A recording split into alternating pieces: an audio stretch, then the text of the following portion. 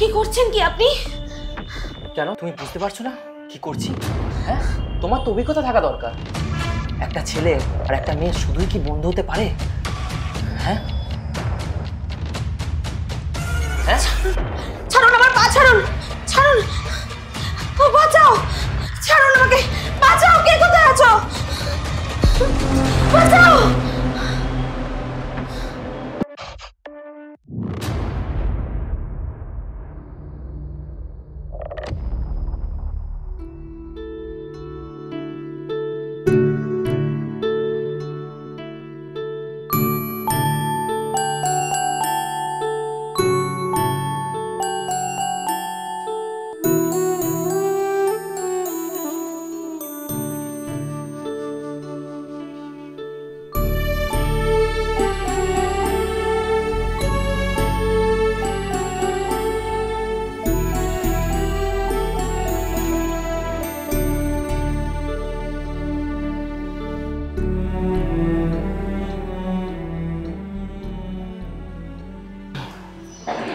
Good morning.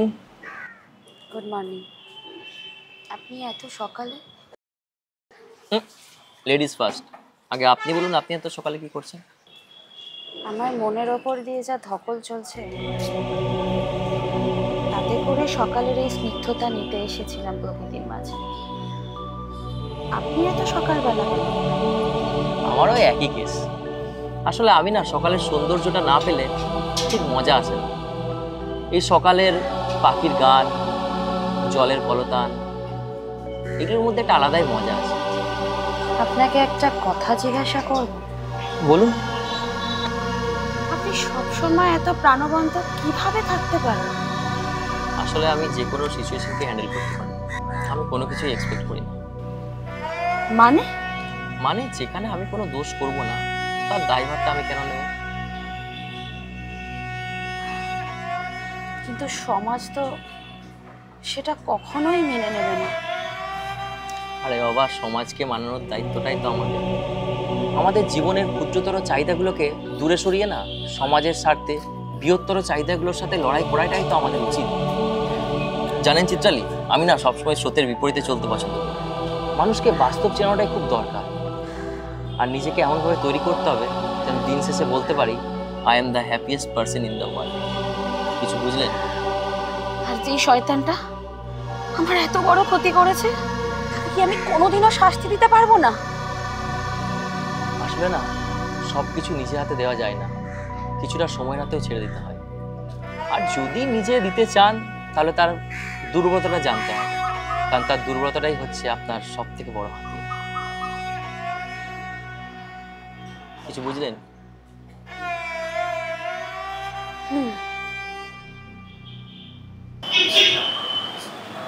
তারপর আমি ঠিক তখনই বুঝতে পারলাম যে সত্যিকারের ভালোবাসা কাকে বলে। জানো তো, সত্যিকারের ভালোবাসায় না কোনো চাওয়া পাওয়া থাকে না। এখানে শরীরের থেকে মন অনেক বেশি গুরুত্বপূর্ণ। সত্যিকারের ভালোবাসায় থাকে শুধু পবিত্রতা। জানো মিতা, অনিমেষ আমাকে শিখিয়েছিল যে একজন মানুষ আর একজন মানুষের কিভাবে প্রকৃত বন্ধু হয়ে উঠতে পারে।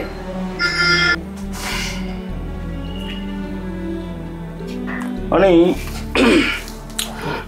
আমি চাইলেই সামনে মাসে ওকে উমেন্স কলেজে বলে অ্যাডমিশনটা করিয়ে দিতে পারি। আর আমাদের এনজিও মার্কেটিংয়ের জন্য তো মেয়ে লাগবেই, সেখানেও কাজ করুক না, হতে কি আছে।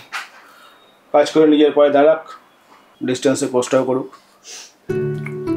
কি চিত্রালী, খুশি তো? আপনি যে আমার কি বড় উপকার করলেন বিজয়দা। নো নো নো, আমি কিছুই করিনি। দেখো, এটা তো একটা স্পেশাল কেস। আফটার অল অনি আমার খুব ভালো বন্ধু। শুধু বন্ধু হিসেবে বলছি কেন, ও আমার এই এনজিওর প্রাণ গঙ্গা। ও আছে বলেই তো আমি নিশ্চিন্তে থাকতে পারি। হে এনজিও, খুশি তো? বাই দ্য ওয়ে বিজয়দা, বলছিলাম আপনাদের ওয়াশরুমটা কোন দিকে? শিওর, সামনে এগিয়ে। আচ্ছা ঠিক আছে। মানে তোর রিপোর্টগুলো আমি দেখলাম, কোনো আশা হলো কিন্তু আমি দেখতে পাচ্ছি না। দেখ, সেটা নিয়ে আমি কিন্তু কিছু একটা ভাবছি না, যা লেখা থাকবে সেটাই হবে। তবে আমি যাওয়ার আগে যদি কারোর জীবন আমি গড়ে দিতে পারি, তার থেকে বড় আনন্দ, বড় প্রাপ্তি কিছু হতে পারে না। তবে আমি যাওয়ার আগে সব জঞ্জাল সরিয়ে দিয়ে যাব। আমি জানি না তুই কতটা সফল হবি, তবে এই চিন্তাধারা সকলের থাকে না। God bless you, friend. God bless you.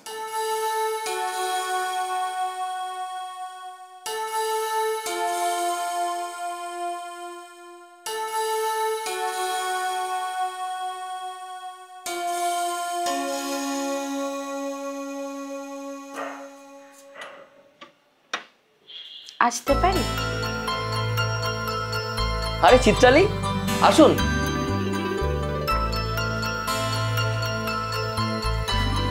আপনি আমাকে কলেজে অ্যাডমিট করিয়ে দিলেন, আবার নিজেই পায়ে দাঁড়ানোর ব্যবস্থাও করে দিলেন। আর এই দুটোর জন্য কিন্তু একটাও থ্যাঙ্কস নয়, শুধু একটা রিকোয়েস্ট করবো, আর কিন্তু কখনো ভুল করো না। থ্যাঙ্কস দিতে আসিনি, শুধু এইটুকুই দাবি নিয়ে এসেছি যে জীবনে যদি কোনোদিনও কোনো পথ ভুল করি, তাহলে সেই পথ শুধরে দেওয়ার জন্য তুমি সারাটা জীবন আমার পাশে থাকবে তো? আমি বলো না, থাকবে তো আমার সাথে সারা জীবন?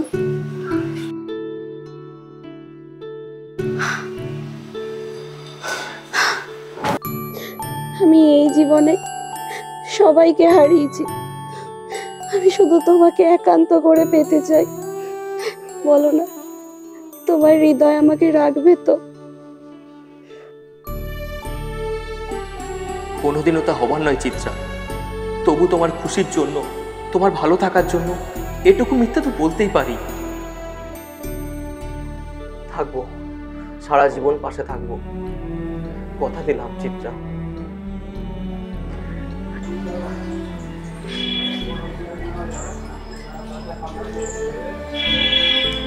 আচ্ছা, সবাই তো লাল গোলাপ দেয়, তুমি হলুদ দিলে কেন? দেখো, গোলাপ তো সবাই দেয়, কিন্তু আমার মতো তো সবাই নয়। আর তাছাড়া হলুদ রংটা হচ্ছে সৌন্দর্যের প্রতীক, দৃঢ়তার প্রতীক। আমার সবচেয়ে স্পেশাল ব্যক্তিটির জন্য স্পেশাল গিফট আমার তরফ থেকে। ম্যাডাম, মৃত্যু আর কান্না দিয়ে না সব সমস্যার সমাধান হয় না। জীবনে যেমন সমস্যাও আছে না, সেরকম সমাধানও আছে, আর সেটাকে শুধু খুঁজে বের করতে হবে। আপনার সময়টা খারাপ, কিন্তু জীবনটা নয়। আপনার খিদে নাই থাকতে পারে, কিন্তু আপনার পাকস্থলী তো খিদে পাবে। আর তাকে যদি ঠিক সময় খাবার না দেন, তাহলে তো সেখান থেকে এনজাইম বেরোবে, দিয়ে আপনাকে দুর্বল করে দেবে। সেটা তো ঠিক দেখায় না। আপনি কি বলতে চান বলুন তো? আমি আবার কি বললাম? আমি তো ঠিকই বলছি। আপনি যদি নিজে ঠিকমতো খাবার না খান, নিজেকে নিজে যদি টর্চার করেন, তাহলে কি হবে? সেটা তো হবে না। এই নিন, খাবারটা খেয়ে নেবেন। এই নিন। আর হ্যাঁ ম্যাডাম, জীবনে বেঁচে থাকতে গেলে না খাবারের প্রয়োজন আছে। খাবারটা আপনি খেয়ে নেবেন, খেয়ে শুয়ে পড়বেন। লাইটটা অফ। Good night, tata.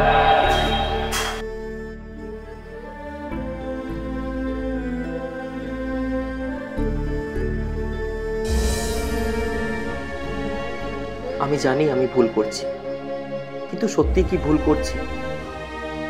সকল স্রষ্টার দিব্যি, আমি দূরে থাকার চেষ্টা করেছি চিত্রার থেকে। আমি ওকে খুব ভালোবাসি। শুধু এক জন্ম নয়, 1000 জন্ম যদি থাকে, তাহলে আমি শুধু চিত্রার কাছেই ফিরে আসতে চাই, বারবার, বারংবার। সকালটা কি এতটাই খারাপ যে পাশে বসা মানুষটাকেও খেয়াল করা যায় না? আর তুমি কখন এলে? এই তো ঠিক 10 সেকেন্ড আগে। আচ্ছা, আমি তোমার কি হয়েছে বলো তো? তুমি সবসময় এরকম ঘুম মেরে থাকো কেন? কই, কিছু হয়নি তো। আচ্ছা ছাড়ো, বাই দ্য ওয়ে, তোমার তো পরশুদিন রেজাল্ট আউট হচ্ছে। What next?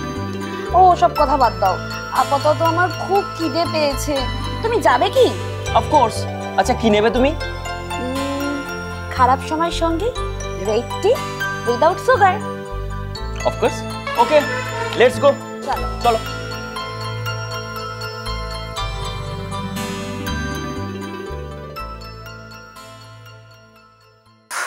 কি যে করে না মানুষটা, তখন থেকে ফোন করেই যাচ্ছি, কিছুতেই ফোনটা ধরছে না।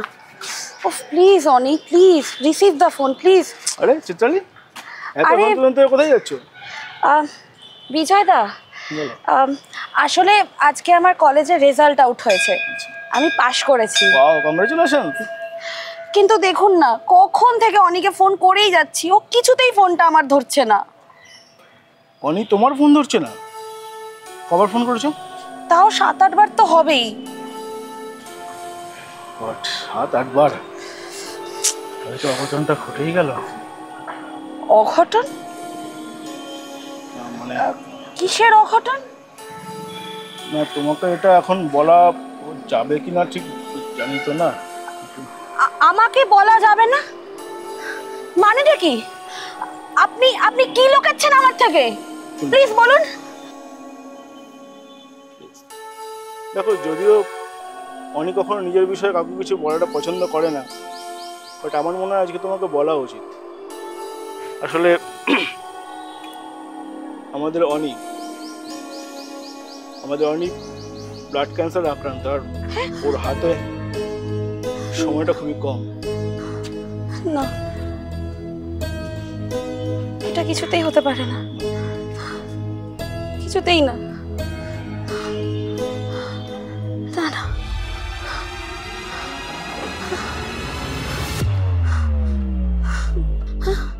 আমাকে এক্ষুনি যেতে হবে অনির কাছে, এক্ষুনি।